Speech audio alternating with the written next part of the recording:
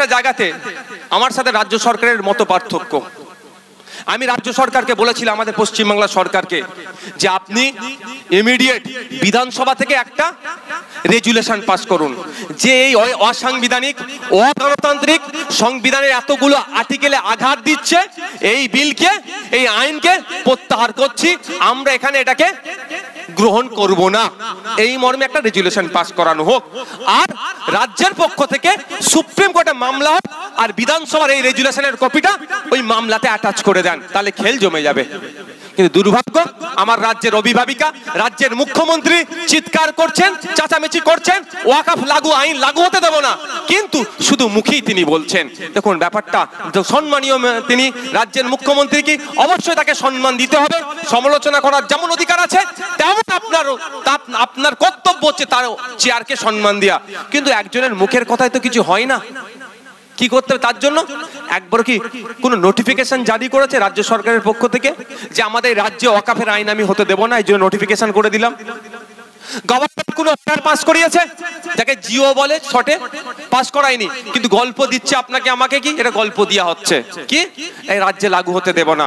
ওই গল্পতে কাজ হবে না, এটা নানি দাদির গল্পের জায়গা নয়, এটা আইন আদালতের জায়গা। তাই আমি অনুরোধ করবো আজকে এই জায়গা থেকেও দাঁড়িয়ে এখানে আইবিডিআইবির মাধ্যমে বলবো, 9 তারিখ থেকে বিধানসভা শুরু হচ্ছে, 9 তারিখ থেকে বিধানসভা শুরু হচ্ছে। এই বিধানসভা অধিবেশনে এই কালা কানুন ওয়াকফ সংশোধনী আইনের বিরুদ্ধে আশা করবো মমতা ব্যানার্জির সরকার অর্থাৎ রাজ্য সরকার আমাদের রেজুলেশন নেবে এই আশাটা আমরা করবো তো নাকি আমাদের রাজ্যের অভিভাবকের কাছে করতে পারি না আমরা? এখন দেখার বিষয় কি হবে। আসা যাক, এই আইনে বলা হচ্ছে 5 বছর আপনাকে প্র্যাকটিসিং ইসলাম মুসলিম হতে হবে, প্র্যাকটিসিং ইসলাম। এবার বলুন, সংজ্ঞা দেওয়া নাই যে প্র্যাকটিসিং ইসলামের ডেফিনেশন দেওয়া নাই যে কিভাবে প্র্যাকটিসিং ইসলাম হচ্ছে। দাঁড়িয়ে রাখতে হবে কত বড়, জুব্বা পড়তে হবে নাকি দাঁড়িয়ে রাখতে, কপালে কি নামাজ পড়ে কপালে দাগ হয়ে যেতে হবে, কিছু বলা নেই, শুধু বলা আছে 5 বছর প্র্যাকটিসিং ইসলাম। আমি সবার কথা বাদ দিলাম, আমার একটু ফাঁকিবাজি হয়ে যায় মাঝে মধ্যে। ইমাম সাহেবরা ফাঁকিবাজি করার তো কোনো জায়গা নেই, নামাজ তাকে 5 ওয়াক্ত পড়াতে হবে, দিচ্ছ 2500 টাকা মাইনে আর তাকে বাদে খাটিয়ে নিচ্ছ, এটাও কিন্তু খুদার কাছে জবাব দিতে হবে। মসজিদে যারা নামাজ পড়তে যাচ্ছে এটা মাথায় রেখো, এটাও মাথায় রেখো, হ্যাঁ ছাড়বে না আল্লাহ। যাক ওই বিসঙ্গ পরে বলবো।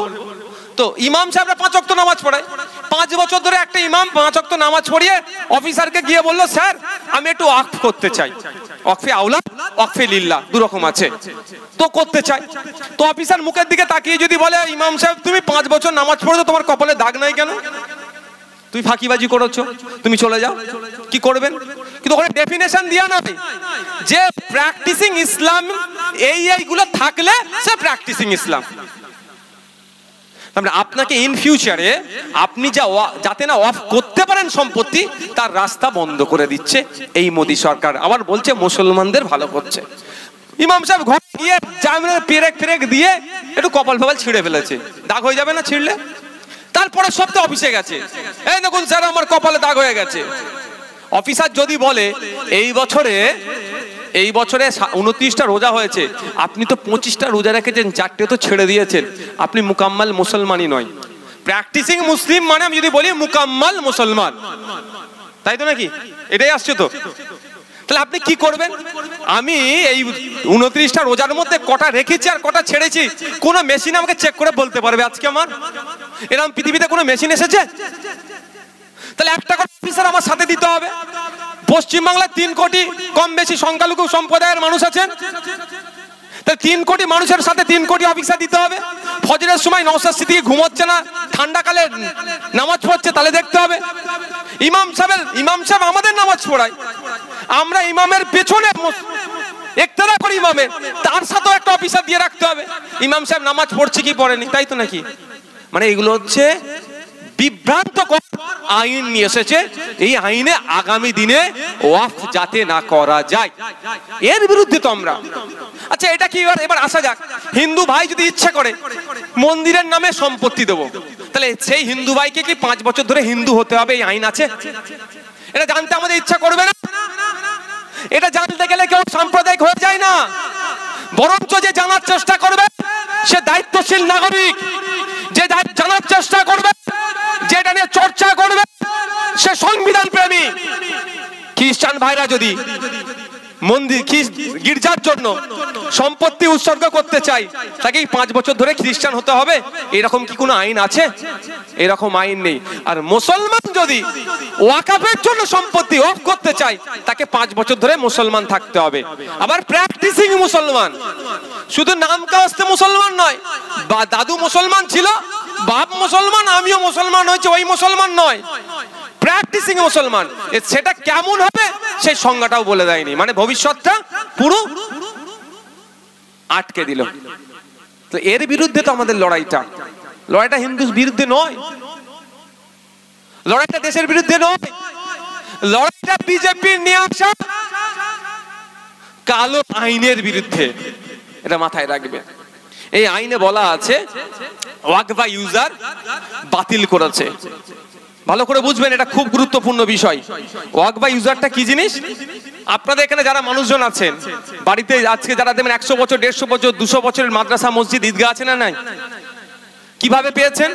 আপনার পাড়ার মুরব্বীরা খোঁজ নিন, তার দাদু ওই সময় যারা ছিল একটু জমি জায়গা জমিদার, এই তোদের কবর দেওয়ার অসুবিধা হচ্ছে, ওই গ্রামে গিয়ে কবর দিতে হয়, এলে আমার ওই বাঁশবাগানের ধারে ওই 2 বিঘে জায়গাটা আছে, তোরা কবর দিবি, আল্লাহর রাস্তায় ছেড়ে দিলাম, গ্রামের সবাই কবর দিবি। এইভাবে হয়ে আসছে না ভাই?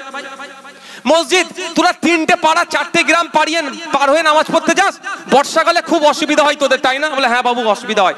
আলে আমি 10 কাঠা জায়গাটা, উঁচু জায়গাটা আছে, তোরা না মসজিদ করে নিবি, যা আল্লাহর রাস্তা দিয়ে দিলাম। এরকম ভাবে হয় না? তো এইরকম ভাবে হয়ে আসছে। তো এটা ব্যবহার হতে হতে ওয়াকফ ইউজার যদি বলি, ব্যবহার হতে হতে, আর সহজে যদি বলি, মৌখিক ভাবে যেটা দান করেছে আমার পূর্বপুরুষেরা, আপনাদের পূর্বপুরুষকে অফ করে দিয়েছে আল্লাহর রাস্তায়, এটা মোদি তুলে দিচ্ছে, নতুন আইনে তুলে দিচ্ছে। কি ক্ষতি হবে? সারা ভারতবর্ষে 8 লক্ষ একর ওয়াকফ সম্পত্তি আছে, তার মধ্যে 50% অর্থাৎ 4 লক্ষ একর ওয়াকফ সম্পত্তি ওয়াকফ ইউজার, মৌখিক দান। মোদিদের ধান্দা তো ওই 4 লক্ষ একরটাকে দখল করার। বুঝতে পেরেছেন? আজকে একটা পোর্টালে ছেড়েছে নাকি 6 মাসের মধ্যে কি হবে, নাম রেজিস্ট্রেশন করতে হবে। 21-22টা পয়েন্ট দিয়েছে। 21-22টা পয়েন্টের মধ্যে বলা আছে তুমি যার কাছ থেকে তুমি সম্পত্তিটা পেয়েছো তার ডিটেলস দিতে। এবার আপনি বলুন, আপনি তো 5 দাদু আগে থেকে কবর দিয়ে আসছেন ওইখানে, তাই না? ওই 5 দাদুকে খুঁজে পাবেন এখন? যেই পাবেন না ওটা বলবে সরকারের দখলে। আজকে এটা মোদি ছেড়ে দিল।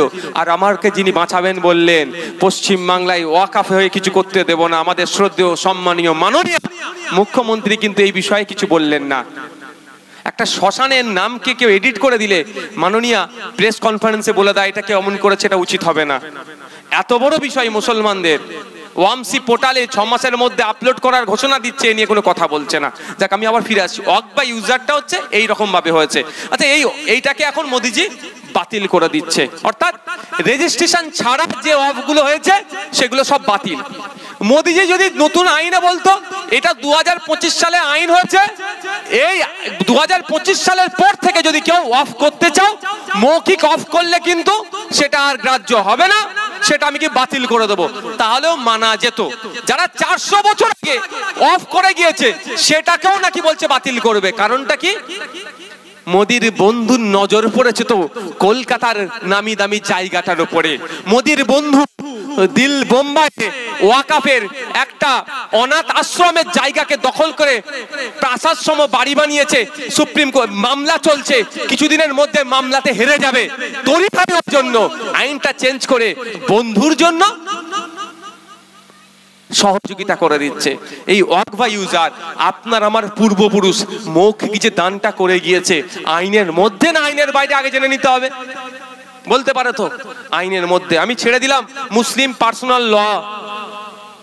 মুসলিম পার্সোনাল ল যেমন আছে, হিন্দু ভাইদেরও পার্সোনাল ল, বিভিন্ন ধর্মের মানুষের পার্সোনাল ল আছে, হিন্দু কোড আছে, ঠিক একই ভাবে সেই আইনে এটা বৈধ। আমি ওটাও ছেড়ে দিলাম। আমি কটা কথা বলছি। ইন্ডিয়ান এভিডেন্স অ্যাক্ট 1872, এই আইন অনুযায়ী মৌখিক হেবা, মৌখিক দানটা হচ্ছে বৈধ। ইন্ডিয়ান কন্ট্যাক্ট অ্যাক্ট 1872 সালে ইন্ডিয়ান কন্ট্যাক্ট অ্যাক্ট যেটা আছে, ওই অনুযায়ী আপনার আমার দাদু যে মৌখিক দান করে গেছে সেটা বৈধ। আচ্ছা, ট্রান্সফার অফ প্রপার্টি অ্যাক্ট 1882, 1882 সালে ট্রান্সফার অফ প্রপার্টি অ্যাক্ট অনুযায়ী আপনার আমার দাদু যে সম্পত্তিটা অফ করে গেছে মৌখিক, এটা কবরস্থানের জন্য দিয়ে দিলাম আল্লাহর হস্তে, এটা মাজারের জন্য দিলাম, এটা মসজিদের জন্য দিলাম, এটা ঈদগাহর জন্য দিলাম, এটা জলসার জন্য দিলাম, সবটাই বৈধ। শুধু তাই নয়, 2000 সালে একটা সুপ্রিম কোর্টে মামলা হয়েছিল, লিয়াকত আলী মনম মোহাম্মদ জামিল, এই মামলাতে সুপ্রিম কোর্ট অর্ডার দিয়েছে মৌখিক অফকে, মানে হেবা মৌখিক দানের পক্ষে। এত আইন থাকার পরেও শুধু সংখ্যার জোর দেখিয়ে মোদিজি এটাকে কি করছে, পাস করিয়ে নেওয়ার চেষ্টা করেছে। আমরা সেটাকে আইনি লড়াই করে আটকেছি। এখন আমাদের করণীয় কি করণীয় সেটা জানতে হবে না ভাই?